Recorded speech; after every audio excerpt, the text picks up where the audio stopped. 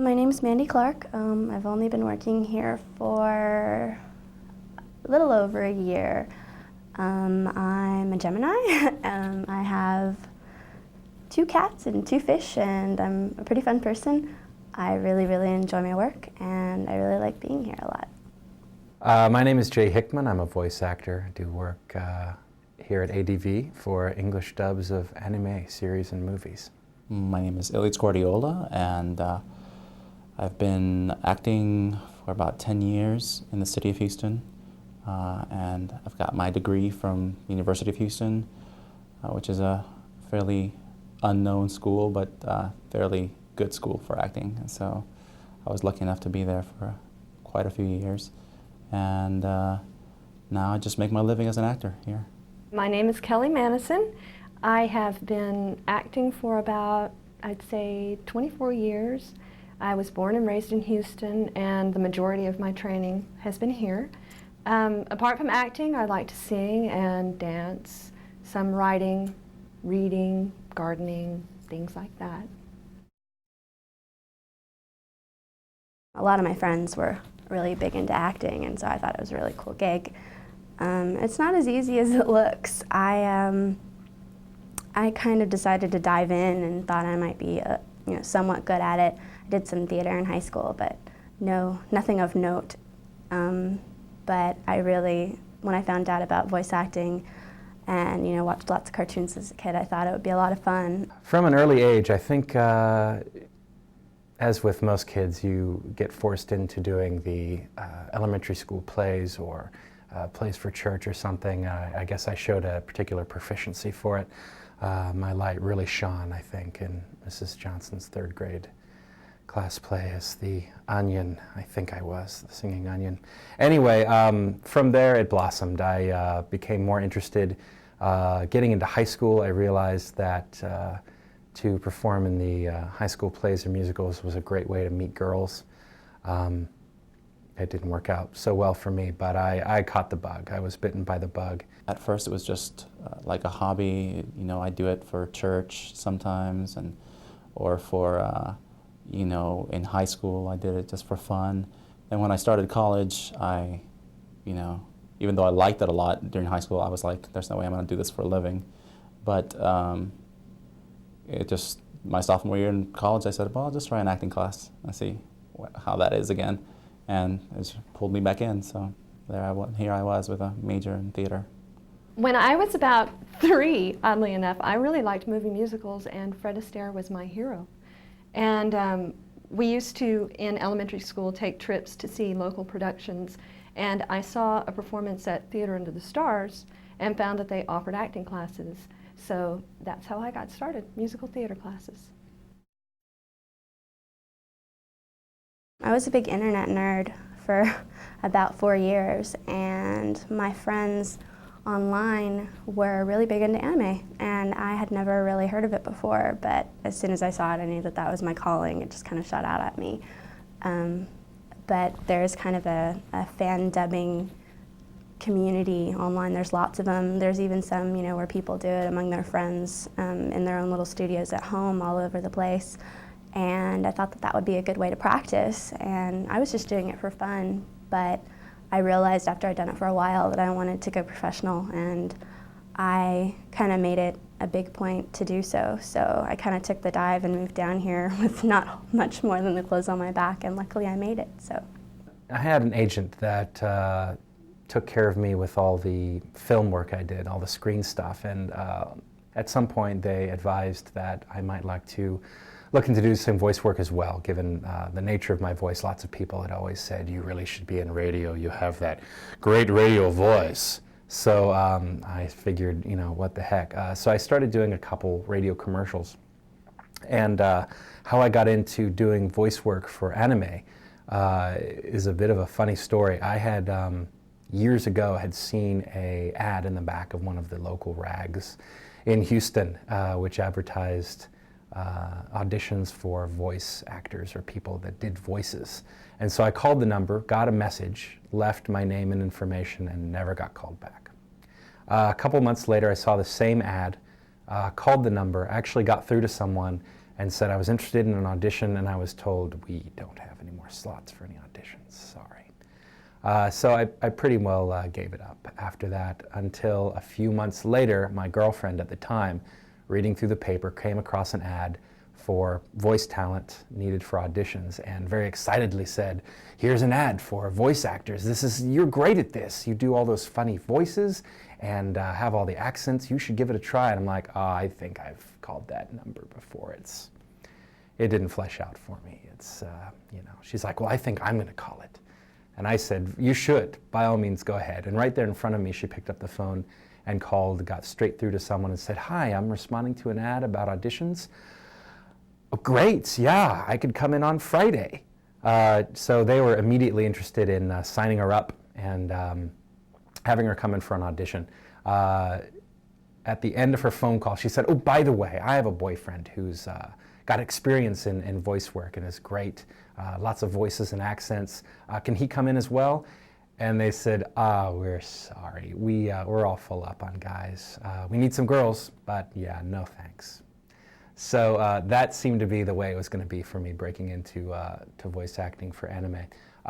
My girlfriend asked me that I join her to the audition since she didn't have a lot of experience doing that sort of thing, and I, if I may say so, rather gamely chose to join her.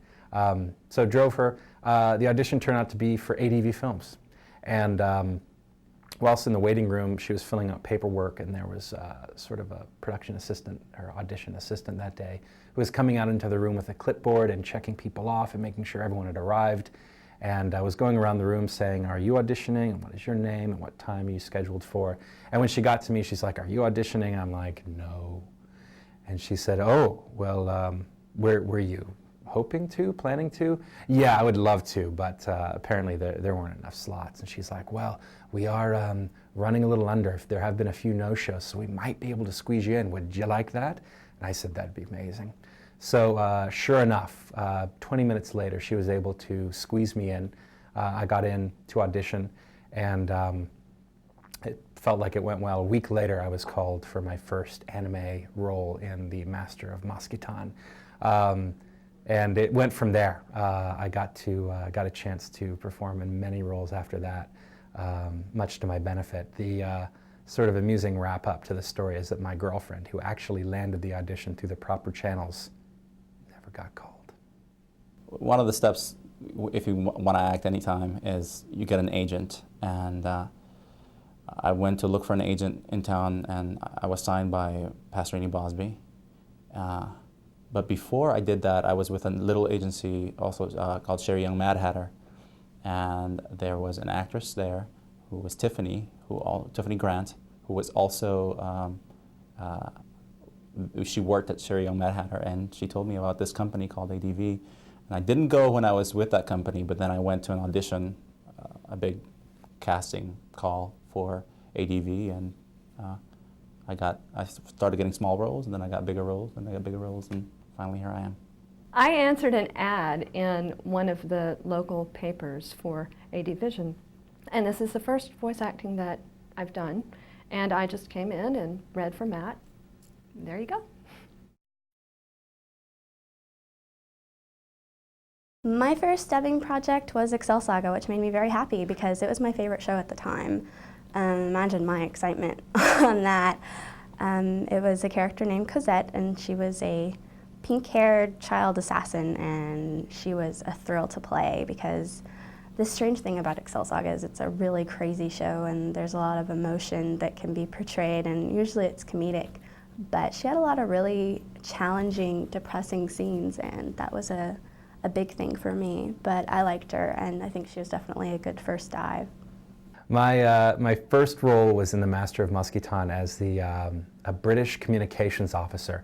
There had been lots of bizarre sightings in the city of London, among them a pyramid. So the troops were assigned to sort of investigate things. And I was an officer. I had about 4 lines where I referred to our commander witnessing a half-man, half-bat. We all had a good laugh about that. I think at first I was just playing like a lot of background characters, like crowd stuff. And like I said, then it just grew. I would get a few lines here and a few lines there. And I think the first major thing that I remember getting was I was the narrator for Generator Gall. I would do the pre-ep dubbings when we discussed what the next episode was going to be about. So that was the first one I think that I remember getting. The first show that I did here was Kimagura Orange Road, what is it, Summer's Beginning, I think is the name of it.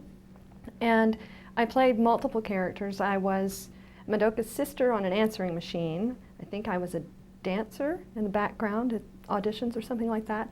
And the AABC girl, some kind of tramp or trollop or something like that.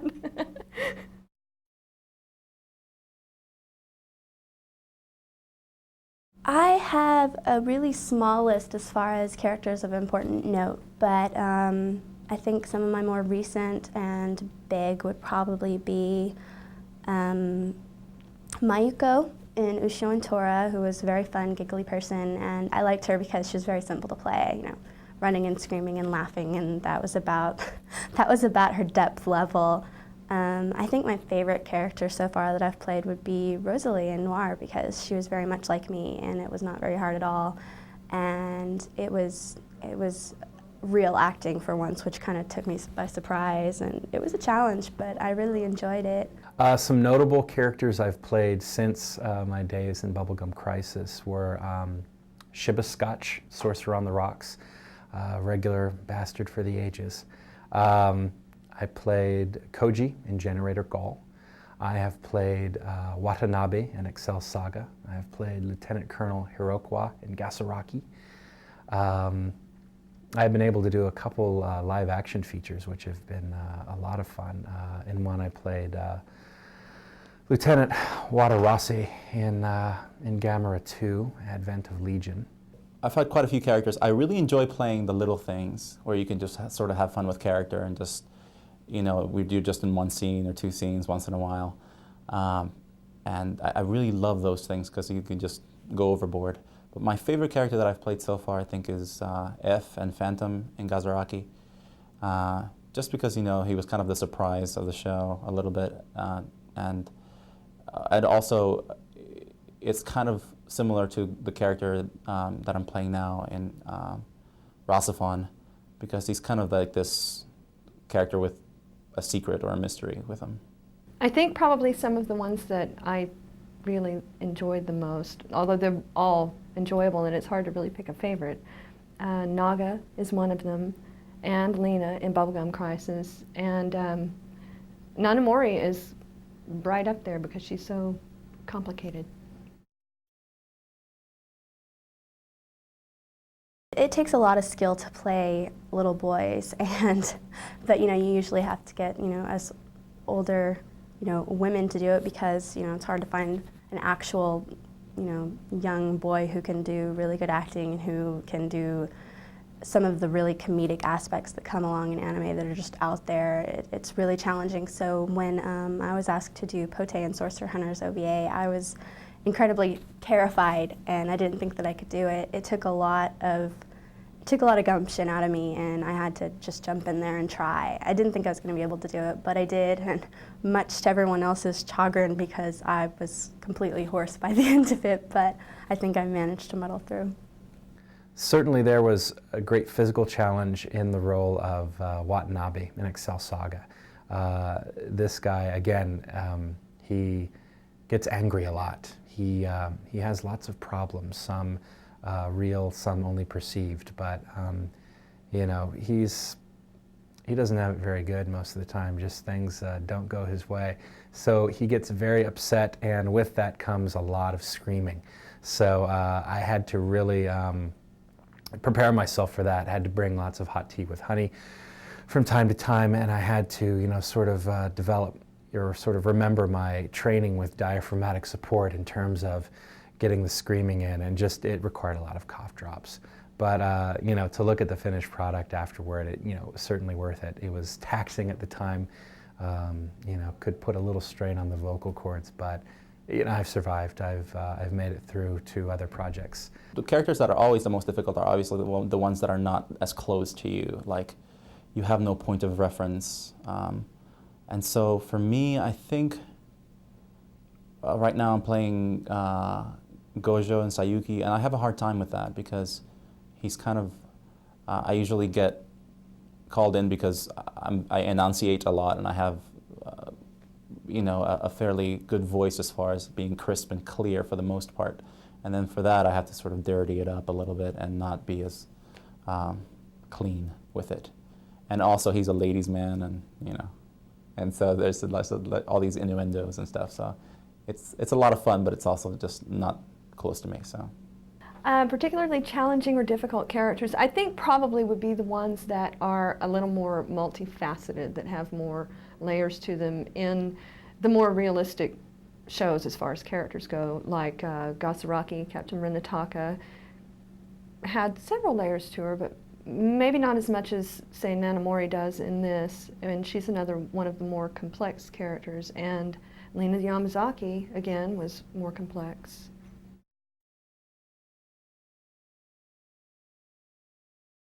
The sad part is, whenever I did any sort of live acting stage or whatever, the thing that always got pointed out about me was my voice, because I guess I don't really have really good stage presence. I'm short and I don't do a lot of, I don't really radiate, but I was able to carry myself with, you know, my tone and the way that I said my lines, and I really appreciated, you know, things like blocking, the way things are presented. It's a challenge. It's very, very tough, and I respected all of my theater friends who can pull that off well.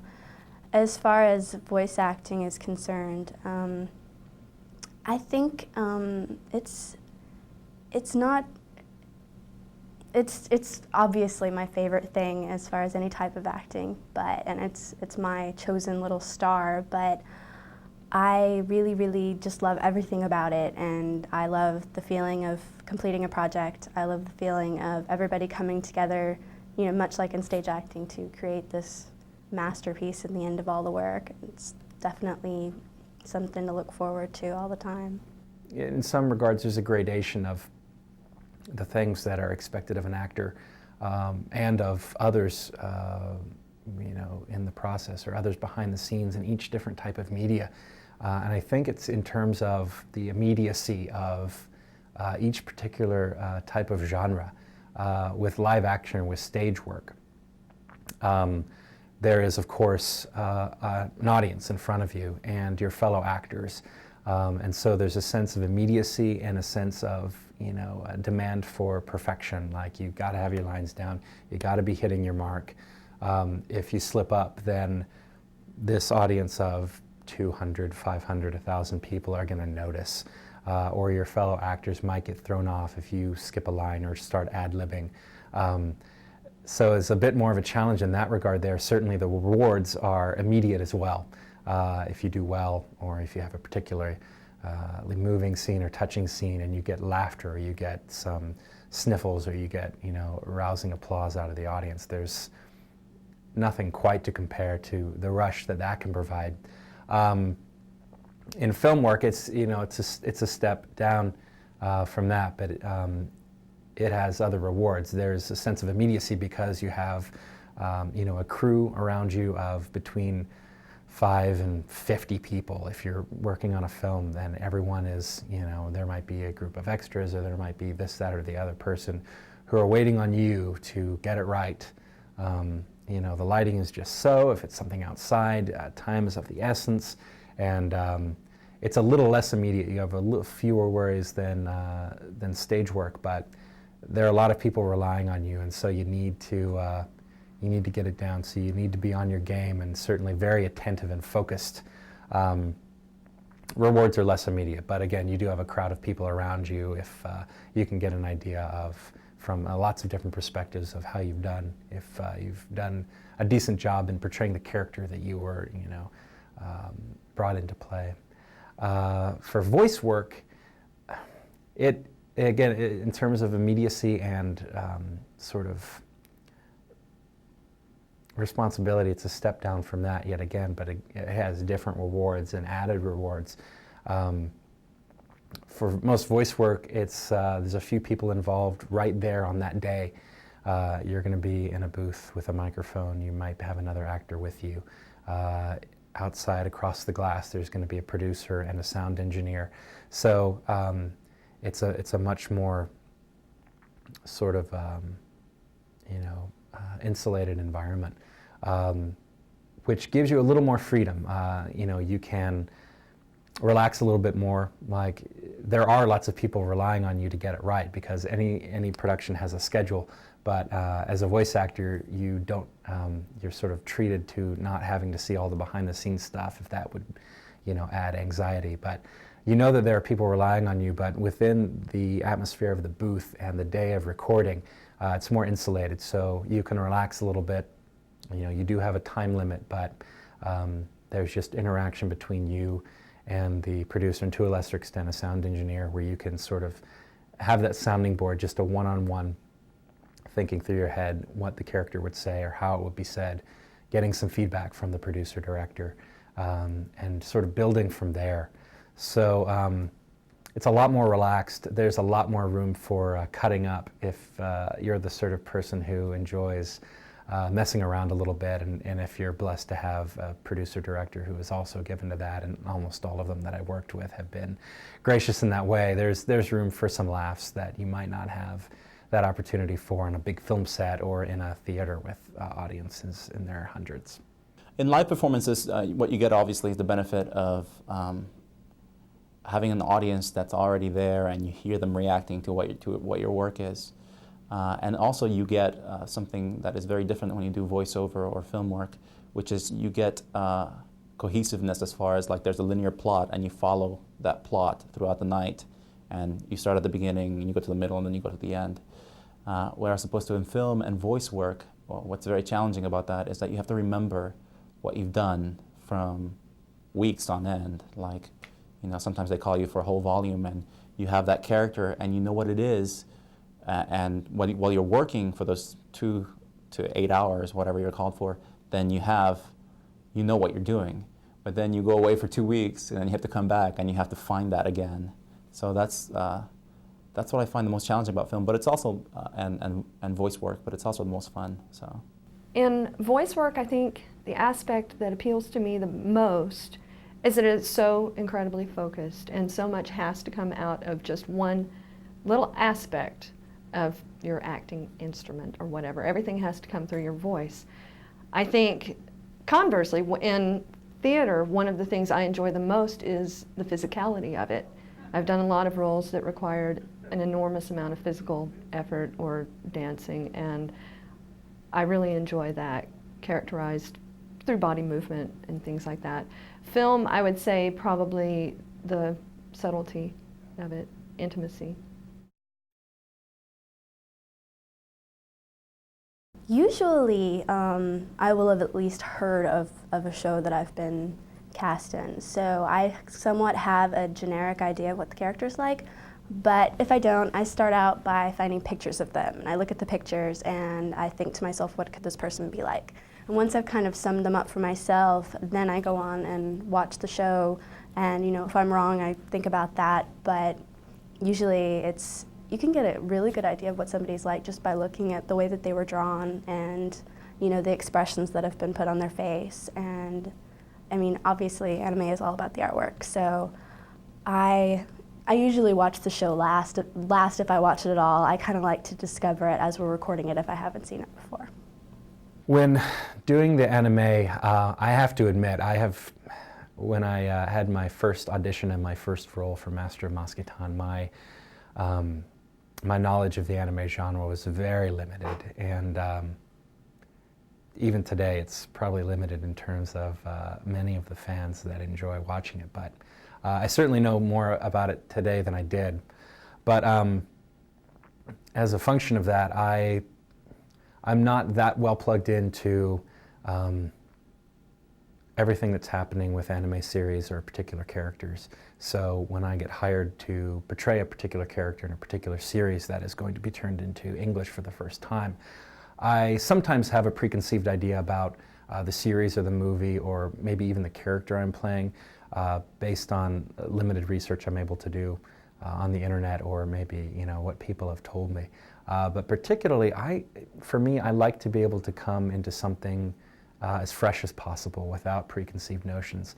So for the most part, with characters that I do for anime, I will wait to get to the studio to hear all about the project and about my character from the director-producer. Like, I will come in, I'll get handed a pile of scripts, and then before I really look at them, I'll say, tell me everything. Tell me what's happening. Tell me what I need to know. Tell me who I am. And so, I'll read through the script at that point, get an idea of some of the lines I'm going to be coming up with, I'll be having to say, and before we start rolling, I'll say, what sort of guy is this? What do you want to hear from him? So to the extent that I can, I like to do it on the spot, to be as true as possible to the producer-director's vision, because quite frankly, he or she is going to know far more about the series than I ever would. All of the work they put into learning about the series and watching the series in Japanese, like, they have a very keen idea. So it's easy for me to place myself in their hands in terms of what should go into this role, or what should go into this character, and I do my best to put that into the role or character on the day and go from there. I like to rely heavily on what the director tells me. Usually when you get together with the director, he'll say, well, at this point, this is what's gone on up to this point, and from here on in, here's where we're going. And it's good to rely on that, because the director has the whole overview of what the show is going to be about.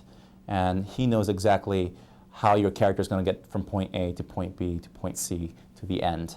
And so I really enjoy that sort of collaboration with the director right away, and that's how I basically prepare for the role. Well, preparation for a role for anime varies according to the show and the size of the character and director, I think. Sometimes I have received a tape in advance and a script and watched and kind of gone through it, worked on it at home. Sometimes just a script to read through, and I like to go through, and if there are any stumbling blocks verbally, a lot of alliteration or something like that, smooth it out. So it's more playtime in the booth rather than trying to smooth out things like that. And then other times it's just come in and discuss it with the director and go for it, see what happens. Reika is a big mystery, which is a word you'll hear tossed around a lot about RahXephon. She's very strong, she's very ethereal, she's got, you can tell that there's something up with her, but it's not something that you're really supposed to know. I think that Reika is like the token, angel-like character, and you don't really know if she's there to help or hurt, but you kind of enjoy that whole ride of wondering what she's about and what's going to happen with her. It's kind of hard to relate to her, but I think that some people may just enjoy seeing her and not knowing what she's about, because some characters are just there to be nifty.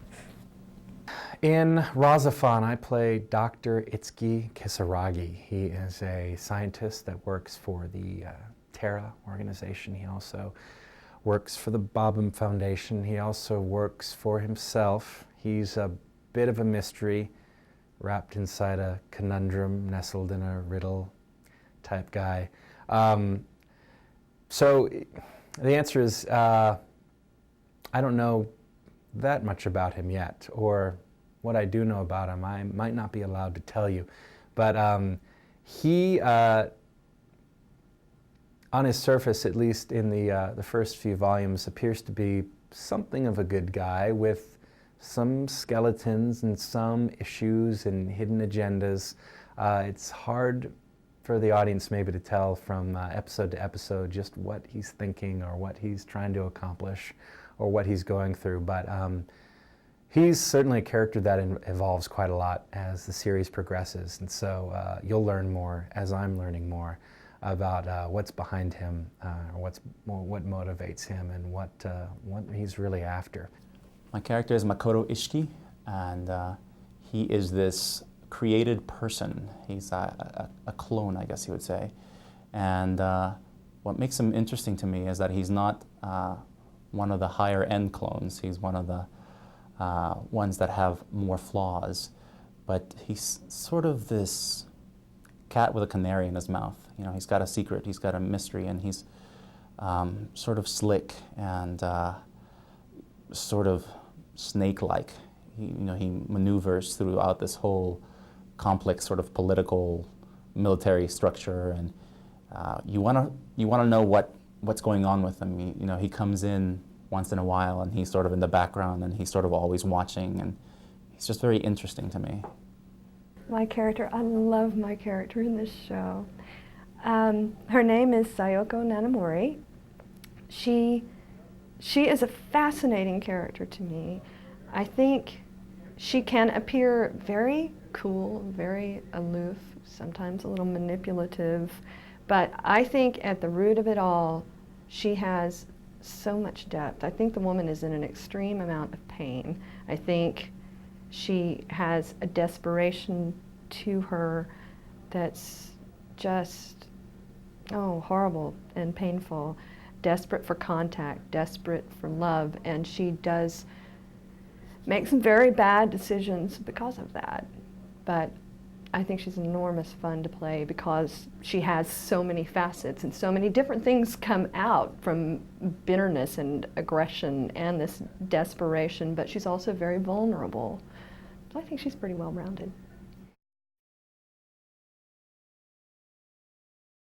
I think what I've enjoyed most is that she's a tough cookie to play because there's so much that we don't know. It's not exactly like I can say what's my character's motivation because, who is she? What's she all about?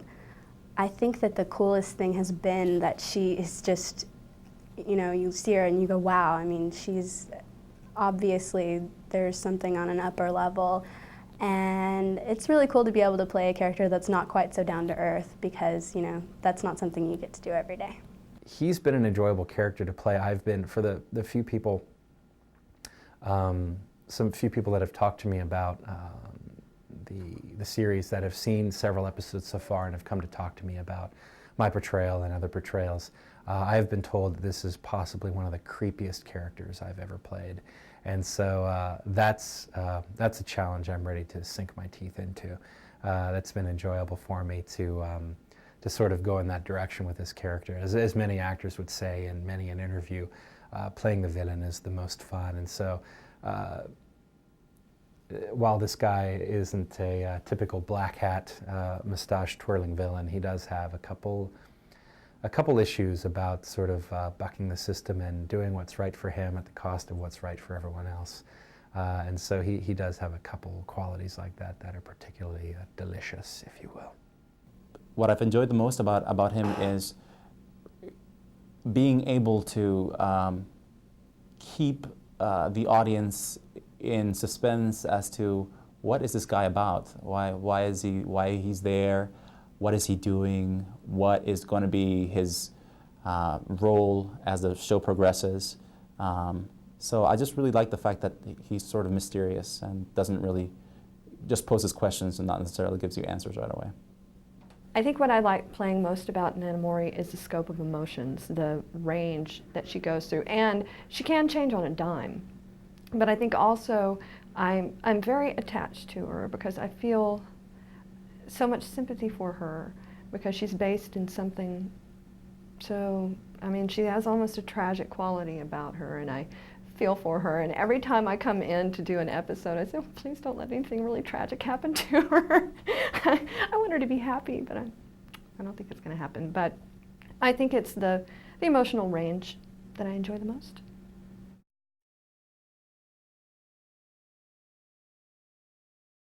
Other than a slight, comparison with appearance, I wouldn't be able to say that, I'm as wise or poetic as she is, but I think that when she's behaving like, perfectly normal person, I can definitely say that I'm a lot like her, although she tends to be really quiet when she's trying to blend in.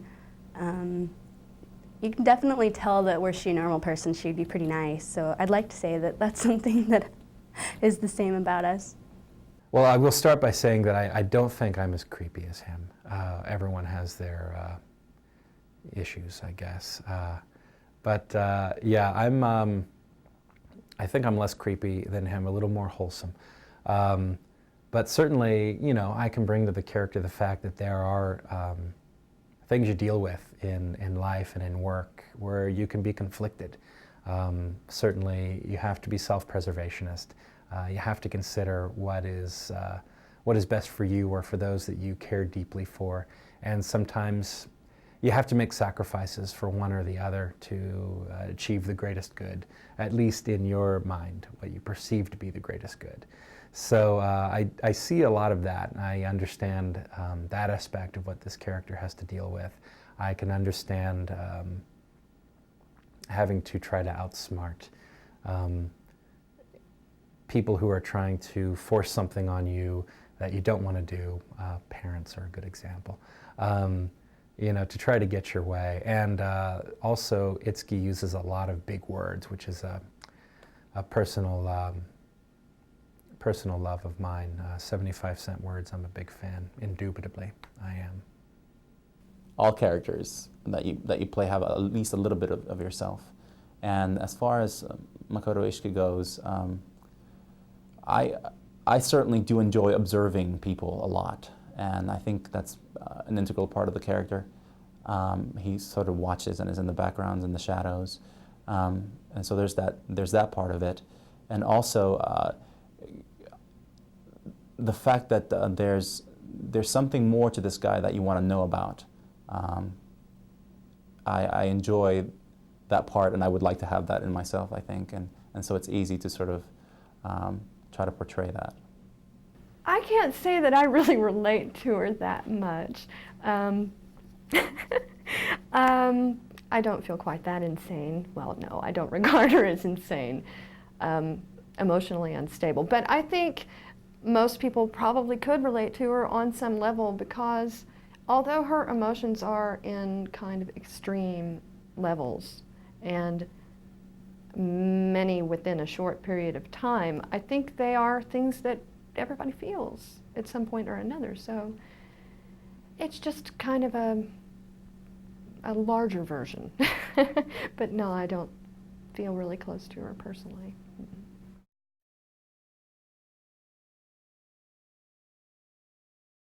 This one's really easy. Just respect the job, because it's not something that you can just walk right up and say, you know, I'm going to do this, because you'll end up falling down, and you want to be as fully prepared as you can, because if it's a big deal to you like it was for me, you want to take every step that you can to make sure that you succeed, because it takes practice, it takes a lot of, you know, fire right here, and you have to work really, really hard, and believe in yourself, and take advice from your friends, because, you know, nobody's going to be true to you like they are, and they'll tell you exactly what's up. And if you think you need to work on something, go for it, because it never hurts to try. For me, I spent years and years before even attempting to become professionally involved in voice acting or acting of any time, just cutting up at home and watching movies and TV and imitating characters, and, you know, messing around with friends and doing funny voices and things like that. If that's something that appeals to you, or something that you've shown a talent for, you know, let it wash over you. Really, really give it your all, and you know, do research. I mean, you know, think of actors that do the sort of thing that you admire, and watch everything they do, and try to imitate them in the comfort of your home or in front of your bathroom mirror, and sort of develop that craft a little bit on your own terms. Once you're ready to get into the professional setting, if you want to get into voice acting, first of all, get into acting. That would be my advice. Take acting classes, do a play or two. If you're in a position where you can get an opportunity to do some screen work or commercials or anything like that, do that. But definitely, get some lessons, get some acting lessons, just for regular old acting, for stage acting or for screen acting. There will be places that can teach you how to act for film. Take a couple of those, take a couple regular acting classes to learn how to act, because what a lot of people don't think about immediately is that when you're getting in a booth to portray a character on the microphone, the fact that you have golden tones or you've got this amazingly deep, gravelly voice is important, but what's more important is that you can act and that you can sort of get in the shoes or crawl inside the skin of the character and get what they need to say across, even if you're not being seen, even if your facial expressions aren't being seen, the character's facial expressions are, and you've got to match those with some sort of emotion or voice quality. So don't be intimidated by the fact that it takes some preparation, but embrace it. It does take some preparation. Spend some time practicing voices at home, get a couple acting lessons. If you're interested in voice acting for anime, watch plenty of anime. I mean, get some examples of characters that you like or actors that you like, and try to imitate them. Read along as you watch an episode, and see how well you can match what they're doing. See what you can do to do something different. That'll get you ready for what you need for the audition process and what you need to record and become a role, become a character. Find out when the auditions are and go to any audition possible, and don't be discouraged by being rejected. You just have to keep at it, and every time that you're in the booth or every time that you get a chance to actually do that job, try to learn something about it so that you can, the next time that you do it, it makes it easier for yourself. And the more that you do it, the more confident you become at it. And the more confident that you become at it, the better your work is. So hopefully it's like a cycle and you keep getting hired. I think practice is a really good thing. If you turn the sound down on the television when you're watching anime or live action or anything, and just talk, see if you can match, make it sound natural coming out of that. What I used to do with a friend of mine is he would move his mouth, I provide the words, try to get it as natural as possible. It's a playful kind of thing, but just getting accustomed to using your voice and seeing what happens. Then get out and audition. Give it a shot.